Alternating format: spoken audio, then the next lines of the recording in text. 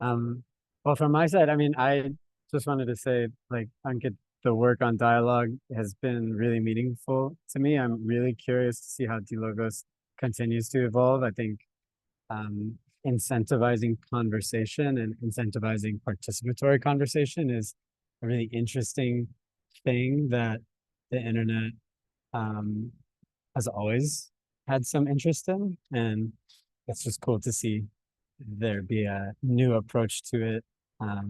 Cool to see the test net and just glad that in kernel, which is a place where we think a lot about dialogue and we try to cultivate it, cool to be in dialogue with the project and learn from it. So um, yeah, thanks for sharing with us here.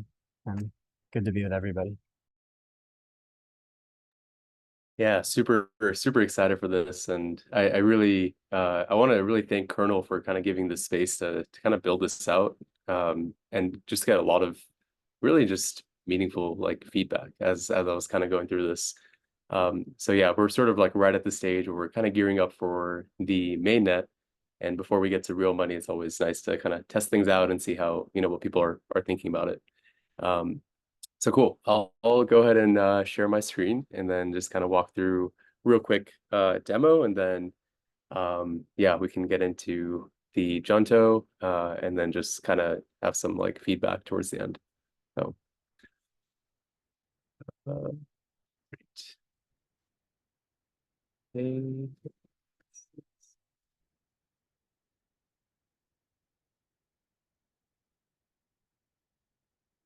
Okay, can you all see my screen? Yes. Cool. So yeah, my name is Ankit. You'll see me in the Telegram as Calvin, as I'm still sort of building this pseudonymously. But a little bit about dLogos. It's a tool to help fund and bring your dream conversations to life, and to really kind of, frame the whole project. Been thinking a lot about, again, like the state of social, the state of content, and really just the sort of age that we're living in, where we have these attention algorithms that are just amplifying outrage and really promoting content of the lowest denominator. And it's something that I've been passionate about over the past like 5, 10 years, as to like building potential tools or solutions to address this problem. And the sort of approach that dLogos is taking is solving for a few different issues. So the first one, there isn't really clear incentives for proposers, for speakers, for participants that are sort of co-creating this sort of like longer form content. And that needs to be made more transparent. And luckily, we have a way to do that now. There's also this unequal opportunity to participate, right? Not everyone has access to, some of the closed door conversations that are happening. I'm, fortunate enough to kind of be based in Silicon Valley. But, the types of conversations that we have here, not everyone in the world has access to. And really kind of breaking down that barrier is really important, as far as I see. And finally, like when we think about like funding and funding conversations and using market incentives, we really can't do this with fiat or like, escrow systems. We like intermediaries charge a lot, and there's a lot of like credit card fees. So we need to find, I guess, better ways to do that. And this is where the blockchain comes in again. So what dLogos really is a public good to crowdfund your dream conversations on chain. So you can think about debates, like your fantasy dinner party, empowering new voices that otherwise might not have the opportunity. Really, whatever you can dream, you can bring it to life. And the way it works in terms of the architecture is that we have a lot of things that are happening on chain, from proposing the conversation uh, to crowdfunding itself, to handling the escrowing, to coordinating speakers, handling refund cases, and then ultimately distributing the rewards and rewarding people for successful conversations, which we'll get into. So briefly, you can see in this diagram, the proposer initially comes with an idea for a discussion and selects certain speakers currently denominated with their Twitter handles. And then backers start coming in and contributing to see that particular discussion. Now, what happens is, when the conversation takes place, the speakers upload the conversation into the platform and receive their sort of pre-specified fees. And same with the labs, that entity that would be building this whole protocol, and the community. So the community will also be receiving an equal, currently 5% fee, in which they can use to fund IRL events and really, whatever they sort of vote on. The output, the content itself, is a public good, so it would be publicly visible and viewable by anyone. And the backers, speakers, proposers, they get minted out NFTs that again represent their participation in the conversation, and it'll also be used to govern the community itself, the community fund, that is. So you have a couple cool use cases that come out of this. One of the most I guess the ones that got me pretty excited, and I've shared this with a few people, but we had this debate sometime back proposed between Peter Hoytz, a vaccine scientist, and RFK Jr., and they had raised over $2.6 million in this charity debate pot. And you had public contributions from a bunch of people, including like Jake Vaughn and Joe Rogan, who actually wanted to incentivize and see this conversation happen. So that's like one sort of example. But you kind of see this all over Twitter. But basically people do want to see conversations, and right now there isn't like a very sort of like trustless way to initiate that. It can also apply to things that are just like not related to crypto at all. So like this one was a discussion that I was enjoying recently, hosted by Barry Weiss, with Grimes, talking about, has the sexual revolution failed? So like there's no limit that the conversation itself has to be online. It can be a live discussion, and really the proposer specifies the terms of that, which could be interesting. So that's pretty much it. That's all I had on slides. So I'll jump into the demo real quick and just kind of walk through an example. But I'll take a pause here if anyone had any questions so far. So.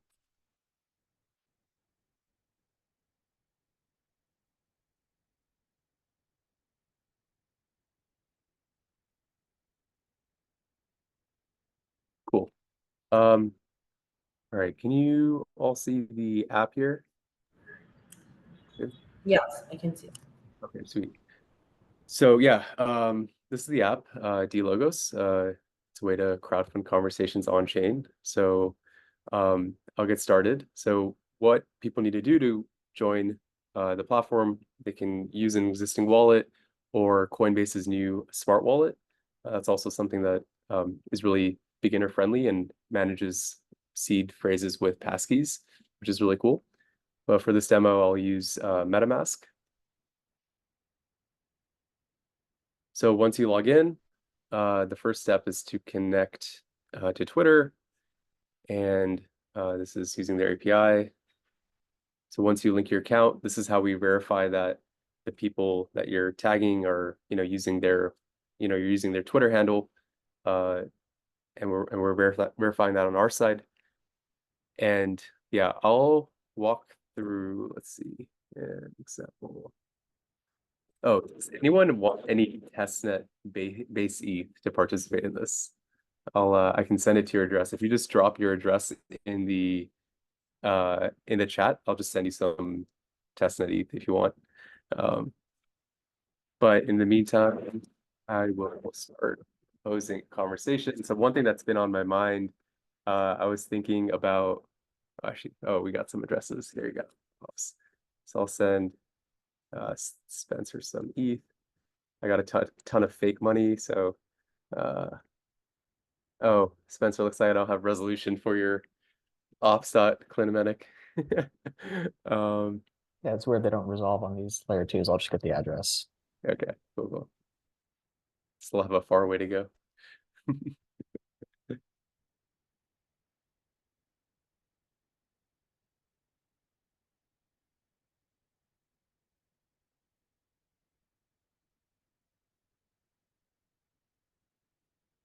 Cool.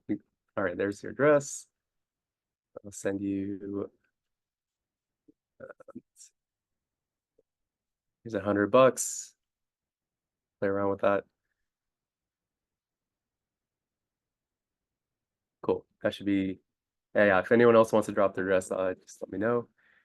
And yeah, so let's get started. One thing that's been on my mind, I saw the. I don't know if people saw like Trump was hopping on Twitter with Elon Musk, and one thing that got me sort of thinking from that interaction was like, how does the equal time rule apply to these type of conversations? Because traditional media is supposed to give both political candidates equal airtime, and what is this sort of new, um, space that we're in with Twitter? Should Elon also have Kamala Harris on just to kind of for an equal time, given how public the platform is? So that was something I was thinking about. So I wrote up this question, like, does equal time rule apply to non-traditional media like Twitter? I had some uh, you know, an AI written description on what this conversation could look like. I can specify where the discussion, if there's like a prior group that's happening, um, where they would be talking about this conversation. So currently it's the Telegram, but it can be, a discourse, a Reddit page, wherever, makes sense.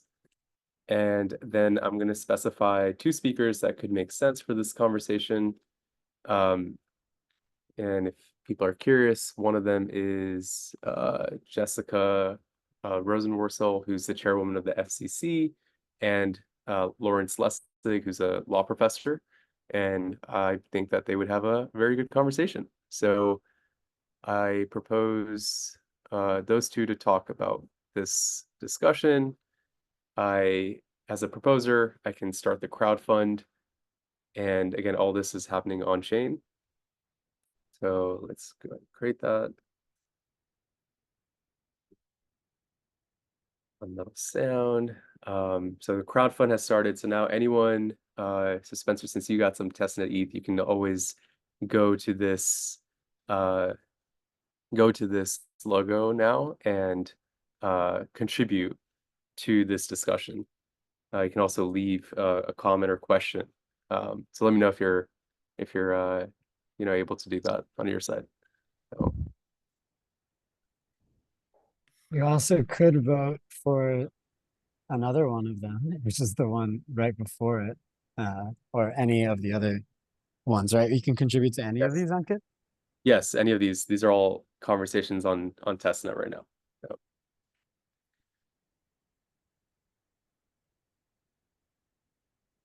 Cool. And in the meantime, I'll kind of show the rest of the flow. So one of the things you have to do is, we have these two speakers in conversation. We have to specify the fees that they would be receiving.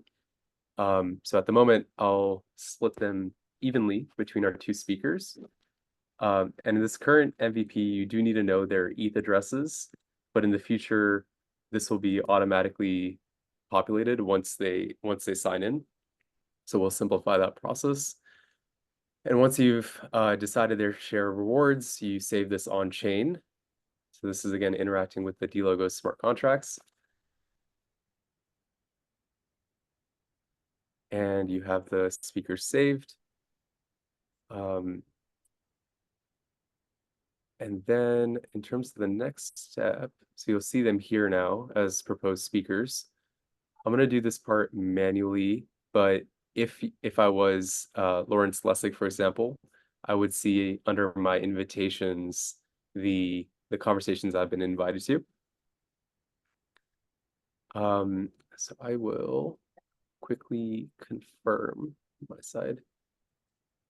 So I'm just directly interacting with the smart contract just to confirm that I will be attending as a speaker for this discussion. Let's see.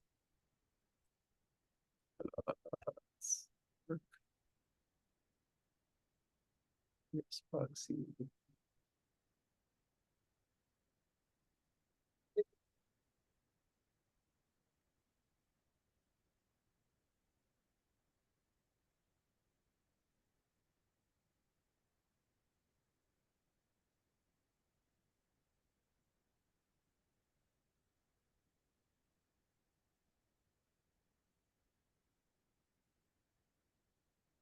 So don't worry about this part. This is just like backend stuff, but the speakers will have the interface to kind of confirm or reject conversations. And then I will.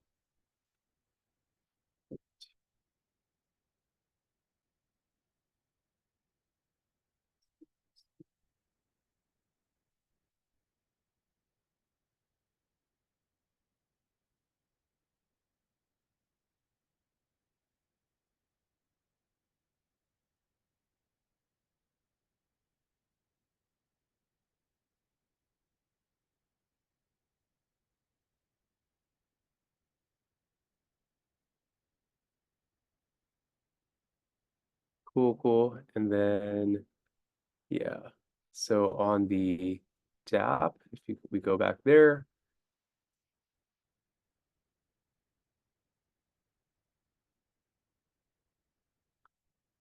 So you see these two speakers have confirmed. Again, I own these two addresses, but the speakers themselves would need to confirm either accept or decline the invitation. And yeah, we have some test pledges back here. I think we have, I don't know, Spencer, if this one was you, the 4EF. I see Gene. So you guys have committed some. The proposer can also put in additional ETH, asking any sort of question like, how is this something that should be enforced? So just how you guys can see how the pledge looks on my side. From this, cool, getting a ton of contributions coming in. Awesome. So once that's looking good, then as a proposer, we have some amount of ETH raised. If I go back to the manage page, I will see the speakers have been confirmed. So they've signed on their side, and it's time now to schedule the conversation. When we schedule, up until the conversation schedule, people are free to withdraw their ETH, but once it's scheduled, that means that it's actually going to happen. So we lock in the funds at that stage. So say the discussion's happening on, say, Friday. So we'll go ahead and set that as the date. So that's been scheduled. And then, yeah, suppose the conversation actually happens. And again, this can be recorded anywhere. It could be a Meet recording, a Zoom recording. But we go ahead and just, make sure we have the actual recording. We upload that. I do only 1 minute. I'm going to use this test video, but of course it would need to be related to the topic itself. And here we're actually uploading it to Mux, which kind of gives it that YouTube-like experience. But in the future, this could also be on IPFS or Arweave or any decentralized storage network. So once I've confirmed the video, it looks like the right video, I can upload it on to at least add the URL to the chain. But yeah, Gene, you got a question? Yeah, just who will be the confirming party to decide that this conversation actually take place, or versus just a random video?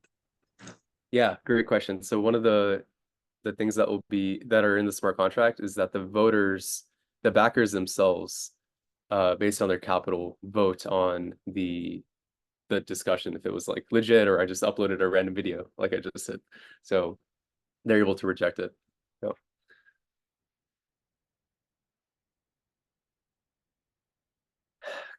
Cool. So yeah, at this stage, we've kind of, to recap, proposed a conversation. We've had backers that are interested in that discussion.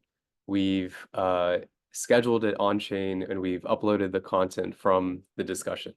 So the only thing left to do at this stage is just the final step, in which we distribute all the rewards to the participants. And this took a lot of engineering work, but it's just one transaction that's happening, in which we are creating the essentially a split between all the speakers. and we're sending money to that split address, which automatically gets distributed, and we're minting out NFTs to all the participants. So me as a proposer, all the backers, all the speakers, they all get an NFT of the conversation. So if you guys can see, let me see this. So if you go to actually base sand, you'll see that we had 0.00315 ETH from that discussion, which was sent to a splits, and this was sent to the two speakers. There was fees taken for the protocol and fees for the community, and we had all the NFTs minted out, which are ERC 721s. So yeah, that's the sort of full process, and that's pretty much it. People get paid. There's NFTs that are generated, and those NFTs will actually form sort of micro communities of other people that are also interested in that same topic, whatever you proposed. Cool. I'll stop there. I know that was a lot, but yeah, always fun to share product demos.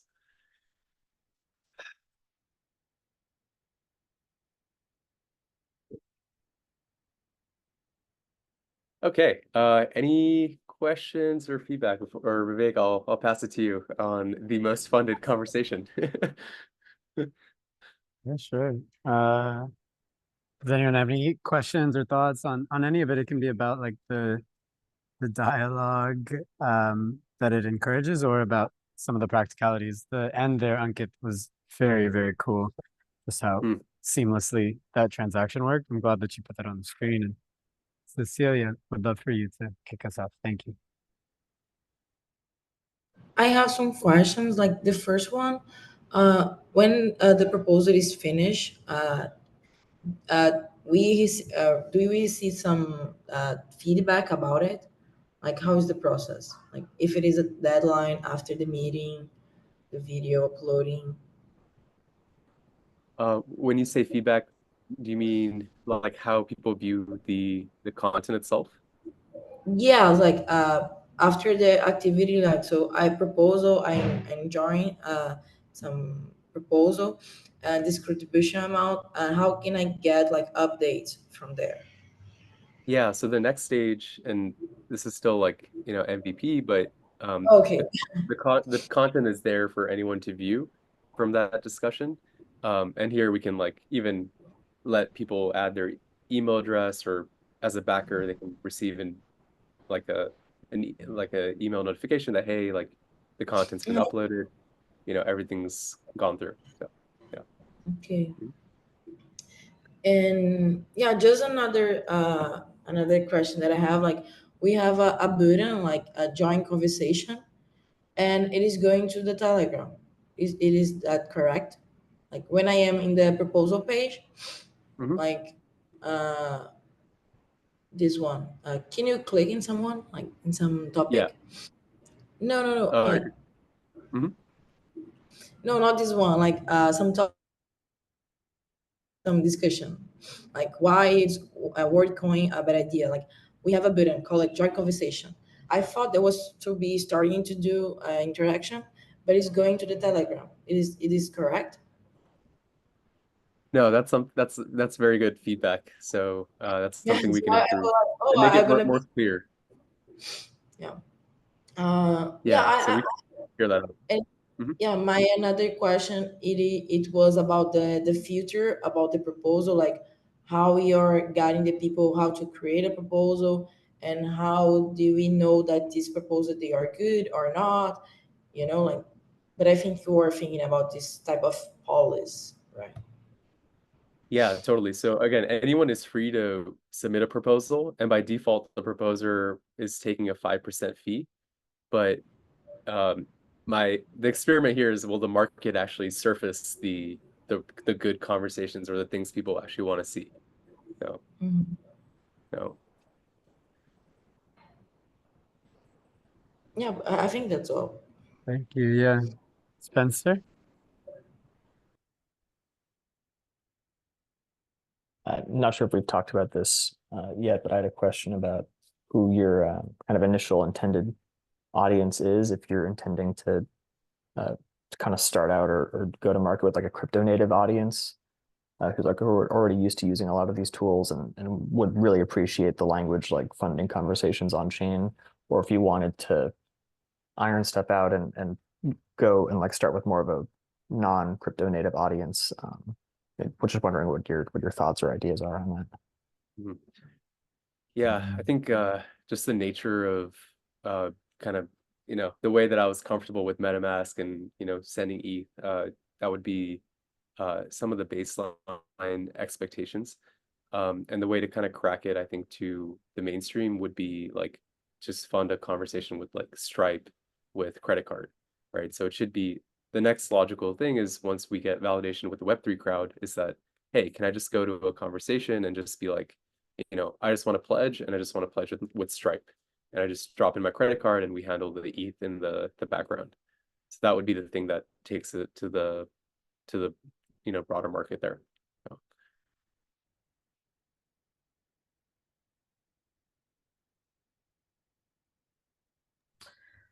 Hey, Ankit, fantastic demo. I've used the product. Obviously, we have spoken offline before as well. Just wanted to ask you regarding where conversations currently happen and how we can be closer to that as such. Let's say, for example, I believe most of the places that people hang out are Twitter and Wapcaster as of today. Is there a way we can like try to reach closer to that audience and try to ensure this this kind of behavior is incentivized directly on the Twitter, let's say in the reply section or in the Farcaster reply section? Because I think that has like a much faster access to this kind of like a yeah, just the way you like crowdfund conversation can actually happen directly on Twitter, where like more network effects can be achieved. Just wanted to uh, understand from you like how we can be more closer to where conversations happen.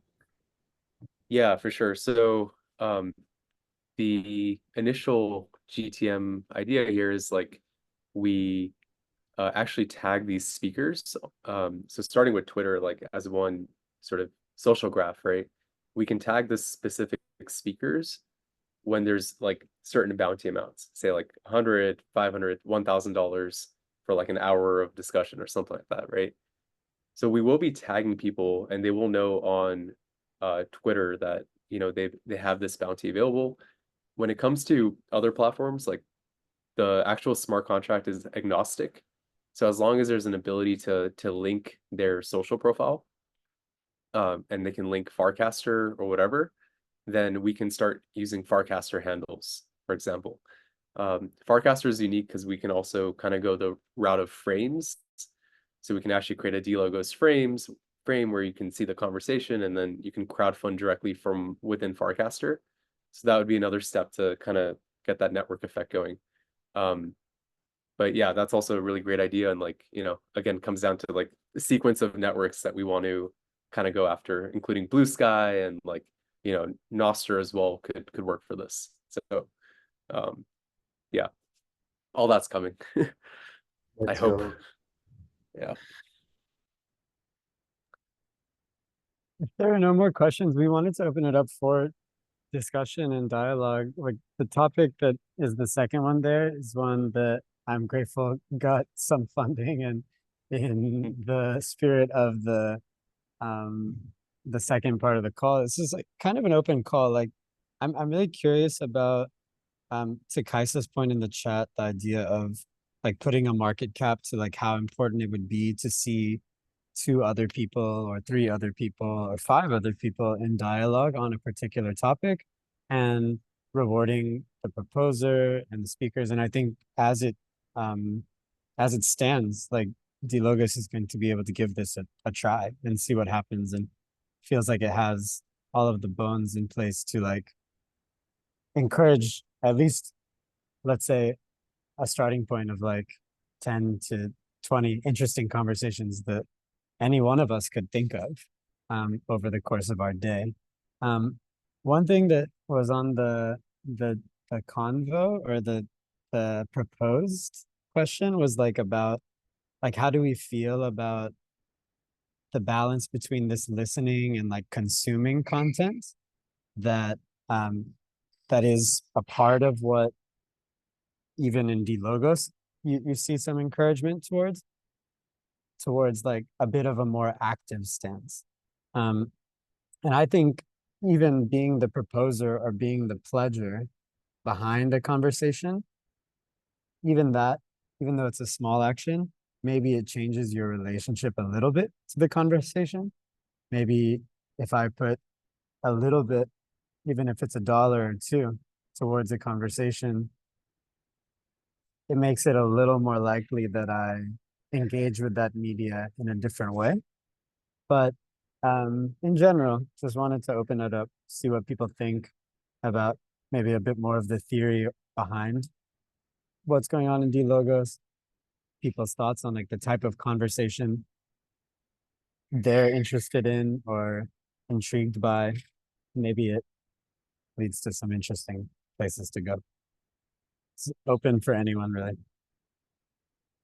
And ideally, we hear from everyone before the time is up. So just an open invitation to people who haven't spoken yet as well.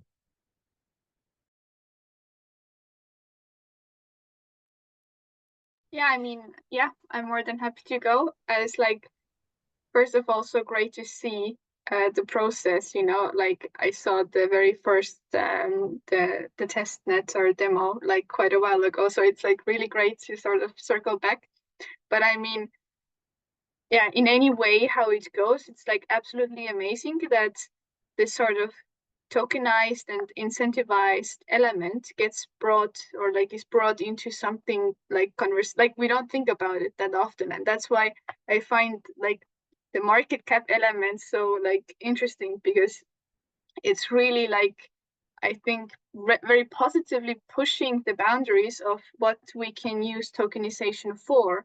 How can we actually apply it to very interesting use cases? And I mean, like the first time I tried it out, like proposing conversations, it was like a wild west, you know, like like what's the craziest combination of people that I could put together to like make some like crazy ass conversation in the end. So it like, yeah, like on one hand, the element of like, yeah, you can do basically whatever with it. You have the incentivization in there that, you know, you can like bring together a lot of people.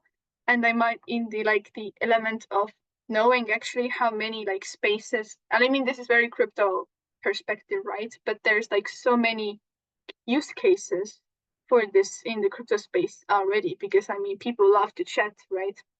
But I mean, the quality is not always the best. Like there's so much noise. So this can actually maybe, you know, make these conversations more valuable, because like how long do I listen some random people chatting in like Twitter, right? So for me, it's like super cool. Yeah, love to see what you're doing. Yeah, same. I find it absolutely delightful. I can't wait. I've never been to a dinner party before, but I'm going to be constructing one now. So, it will be like I've got, yeah, can't wait to start crafting just a series of conversations that will ideally lead to some other ideal outcome. Yeah, it's going to be really fun. So I'm delighted to start playing with it. Looking forward to it. Yeah, and I really appreciate again all the kind words. One thing that I'm really curious about is like the negative externalities of something like this.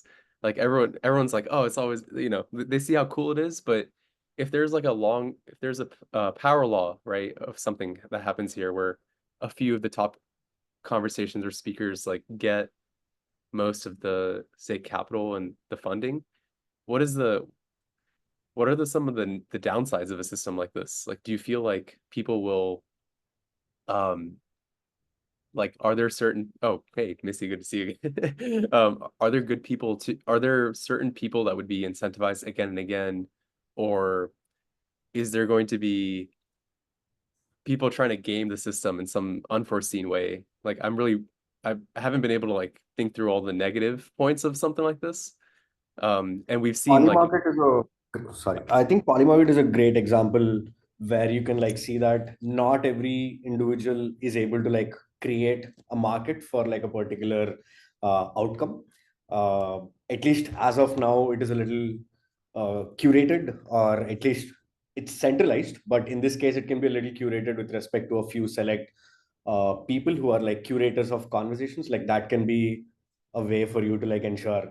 Otherwise, like fundamentally, like I was telling you this, right? Like if I were building this product, I will look at how can I get like maximum growth. Like if my answer to that question would be start a beef. Like it's a very controversial take, right? But that would actually get traction to the product. But as you are the founder of this product and it's your soul that is going to be projected on the type of conversations that you will steward, um, I think like you can actually have a few people curate these conversations uh, rather than like keeping it open, because this kind of a thing can very, very easily gamed with respect to how crypto Twitter takes conversations to like the next level. Let's say I would love to see, like, say, a Balaji and a Peter Schiff, but I do not want to see two CT anons fighting it over like some random issue which has like no consequence. Like, I'll put it to you that way. So that is something that can be avoided by having like stewards, at least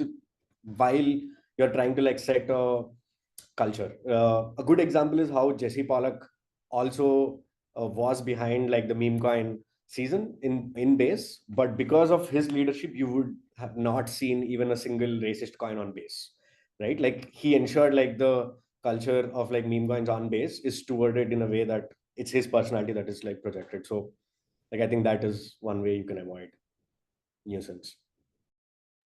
There's there any other thoughts? Do you have a means of censoring the conversations, Ankit? No, it's all happening on chain. Like and I guess like the front end can have filters and just like not show certain like key phrases or stuff like that. But technically anything can be incentivized. So and I was at DWeb and some people were like, oh, it doesn't even have to be a conversation. It could be like you can incentivize like actions as well, right? Like two people that are doing XYZ or whatever, and people are funding it. So yeah, just thinking a lot about these things. Yeah. Something that I was thinking about, first of all, hi Ankit. I love seeing just like the demo, and it's cool to see where it's come from.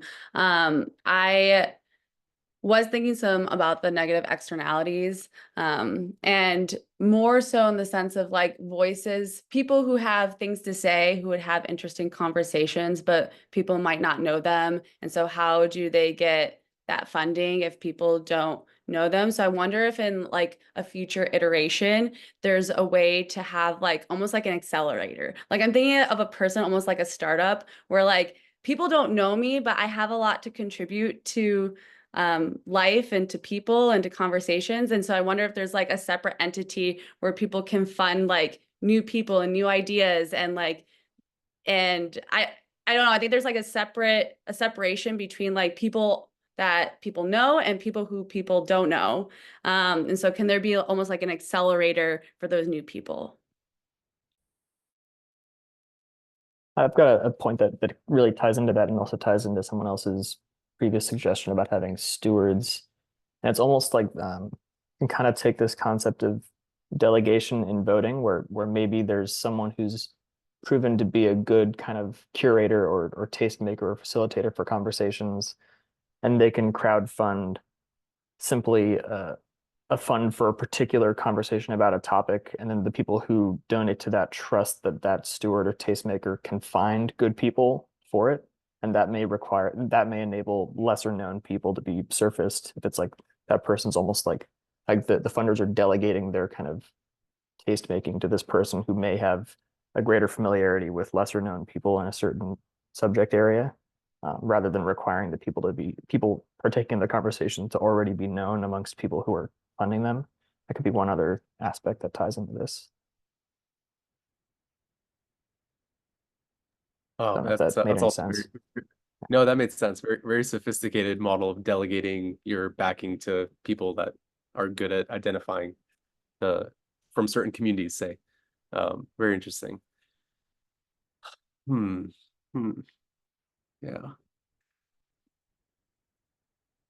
The other aspect of all this is it's when you have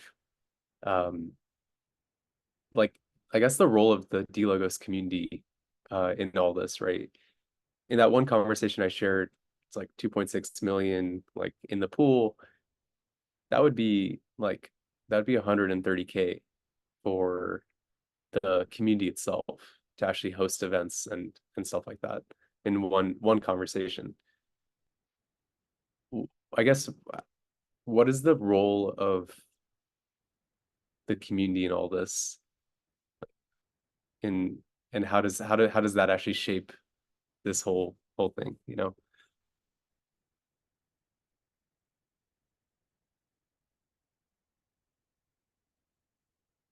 Reply guys for people to like come over here. Let's say if we want a certain person to like be a part of this conversation, the community can actually tag them or try to like point them towards over here initially. Like that is something that people can do definitely. Yeah, like stewards, defenders of the platform. Like, I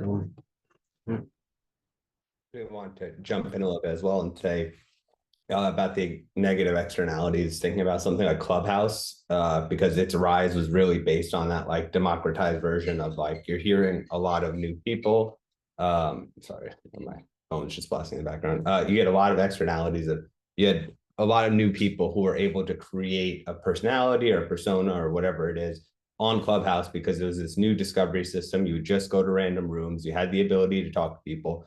But then very quickly, as established people came from other media platforms, you had that top heavy system create itself almost automatically overnight. I think that really killed Clubhouse. I think places where that doesn't occur, something like Reddit or even some popular YouTube creators where they have a community that's very focused on the topics at hand and having conversations, having dialogues. And then the way that they're able to moderate it is that people who have been there the longest, who have proven some form of action engagement, are then chosen to become the moderator. So it's sort of like the community chosen ones. And so you sort of have a self-policing mechanism because you're not going to have the censorship option, but you can create a community that sets its own boundaries by doing something like that. And then just being wary of how Clubhouse had the same issue of very quickly when a big established person comes in, they're going to take away all of the interest and eyes from people who are just starting out at the bottom.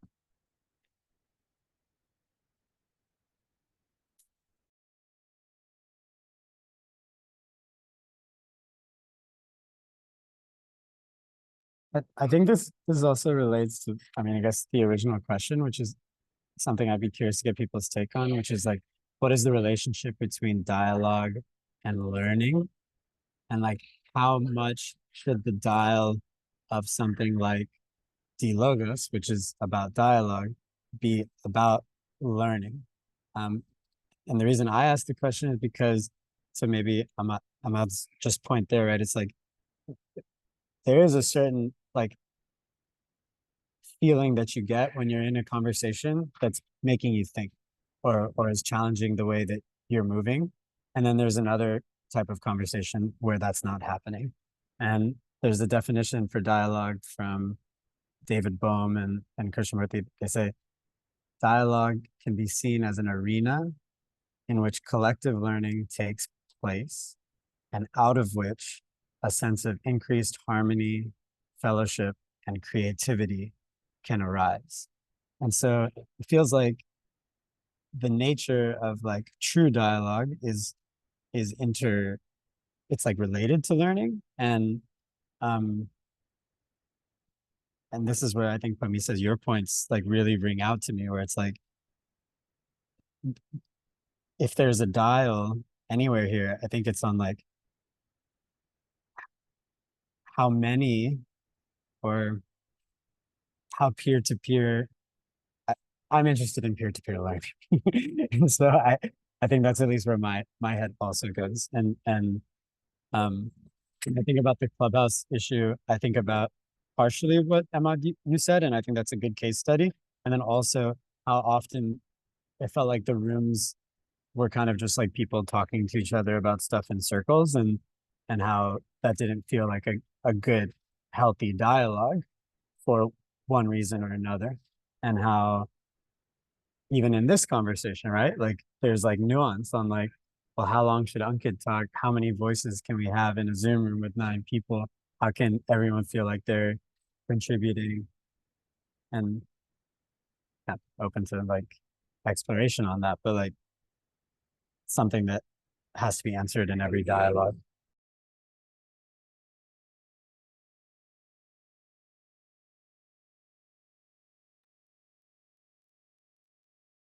At the risk of talking again, Gene also had a very good point in the Zoom chat, like how do we encourage the Socratic method?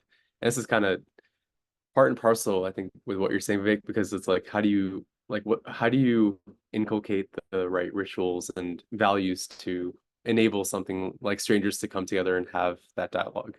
And I'm not like, I can give a tech solution. I can have like formal rituals, like modules that people could click and like say, hey, we're going to start this discussion with a meditation or some music. And that could be like ritualized into product in some strange way. But I don't know if that's doable or feasible, or even like, I guess if that's a solution. But I guess like one of the reasons like kernel is so inspiring again is like there's a sort of way of interacting, a relationality with others and strangers that we should expand almost out more. I just don't know how. No. I think it's maybe like finding, like you said, the right number. I think we could just mention it, like the right number of people to have in a space, I think really defines that. Because I think you could have the same topic with 15 people and you'd have a really engaged discussion where everyone is being honest about, etc. Second, you make that 100 people, you've lost any ability, and now you're talking to a too large of a group to have a nuanced discussion. It's no longer a discussion. Now you're talking at someone, right?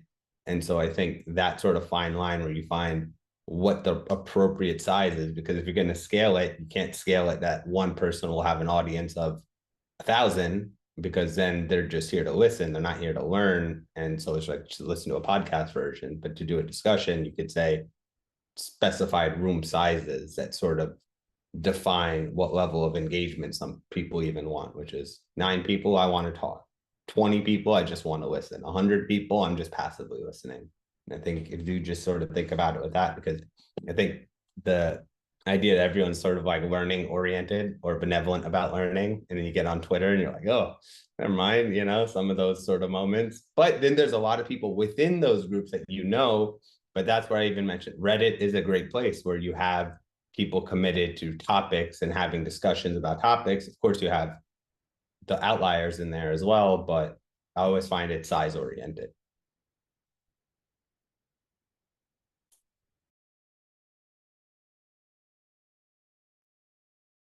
But at the same time, is it maybe a bit unpopular opinion, but is it like a problem in the sense of like, yeah, one thing is to, of course, to steward and to censor and to like try to think how to manage it, but at the same time, if it's an open platform, then is it really even your concern how somebody else holds a space?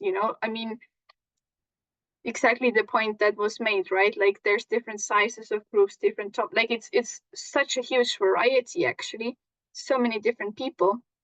And I mean, one thing can be that, I mean, what Vivek was also, mentioning, it's like you have like traditions and these carry on. Like if we enjoy a certain type of spaces, certain type of conversations that maybe are more, peer-to-peer, more Socratic, then these things turn into traditions, how we hold spaces, like the kernel vibe that we have.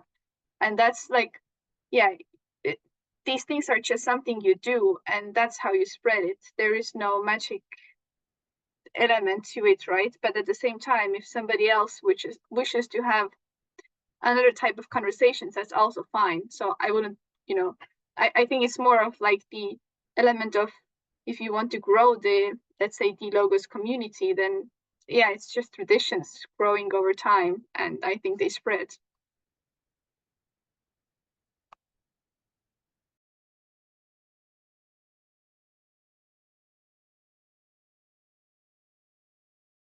Yeah, such a fascinating sort of like topic on the boundary between like traditions and product, and you know, where do you take a more heavy-handed approach with formalizing things versus letting things be more emergent? And something like community culture is just so emergent that it's hard to like, you know, build like a one-size-fits-all solution. So Yeah. so Yeah. To that end, I think, you're doing a great job, Ankit, as like what you've shown us. It gives a really good starting point. Maybe there's a few places where you could choose to put your finger on the dial a bit, but the traditions emerging is also a really meaningful point. Yeah, I know we only have 5 minutes left. I don't know if there's anything that you had, Ankit. So thanks to everyone for their thoughts. And if you have anything else, please feel free to add it, Ankit, if we have time.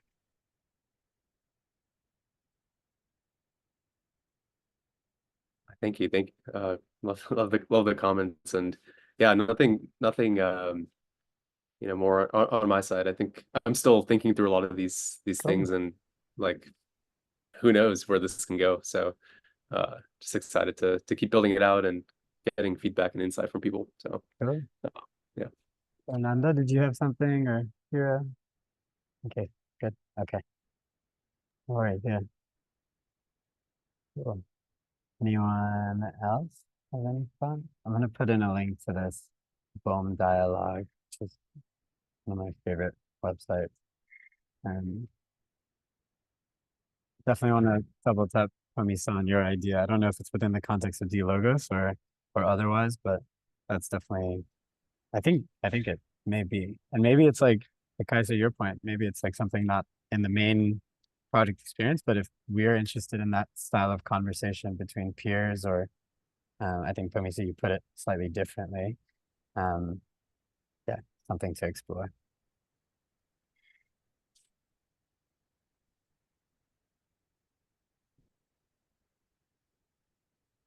Thank y'all. Take care. Take care.